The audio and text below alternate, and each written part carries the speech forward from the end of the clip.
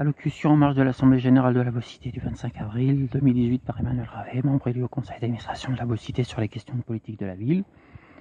Mesdames, Messieurs les représentants de l'État, Mesdames, Messieurs les maires, Mesdames, Messieurs, c'est à titre personnel que je perçois un recul permanent de la souveraineté de l'État sur les questions de la politique de la ville.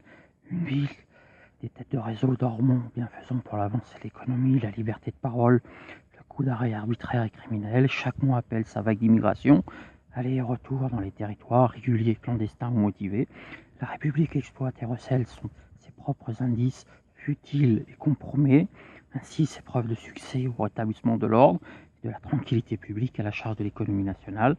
La marginalisation, le laisser-aller, le passer sous silence conforte l'intervention des actions diverses de gestion de crise et de continuité d'activités médiocres ou indispensables demeurant pour des moyens jugés suffisants ou non.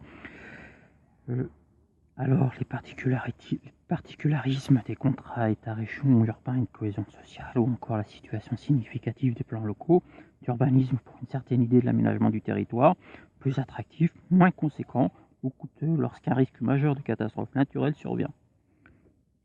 En outre, on voit naître de nouveaux foyers d'incendie, comme il est déploré l'invention de nouveaux quartiers prioritaires de la ville. La perte de sens et de valeurs fondamentales de salariés du secteur privé ou public, leurs interrogations et leurs inquiétudes traumatiques occasionnelles, sans vergogne, des tensions polémiques en tout lieu de regroupement.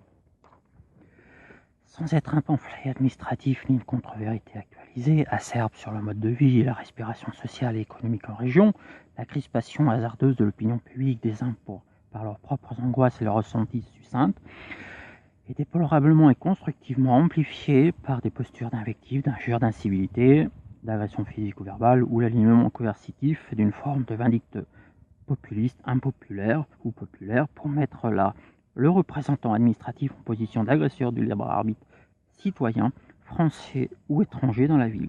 Prise à partie des dérives communautaires, phénomènes de groupe ou de bande, déviances syndicales réelles ou supposées, souligne par ailleurs l'importance de la centralisation de l'État, de l'utilité de la décentralisation et l'usage des services déconcentrés, s'il en est, ou de l'agglomération ou d'autres travaux associatifs, en l'occurrence de même nature. Peut-être.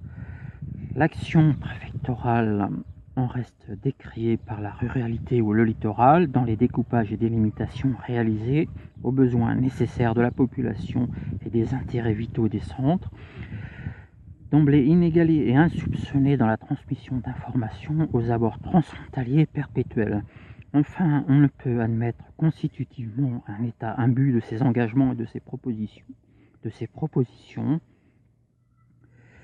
sans dénoncer son manque de courage ou d'inefficacité, un État resquilleur sur son comportement à l'ouverture au droit, au monde, à l'autorité, libre et sécurisée en permanence pour la ville, en mouvement, sans péricliter à l'usure, à une forme de décadence insupportable ou émergente pour le reflet de la création des villes futures et nouvelles, en région Auvergne-Rhône-Alpes, en France ou géographiquement ailleurs. Mesdames, Messieurs, je vous remercie. Emmanuel Ravet.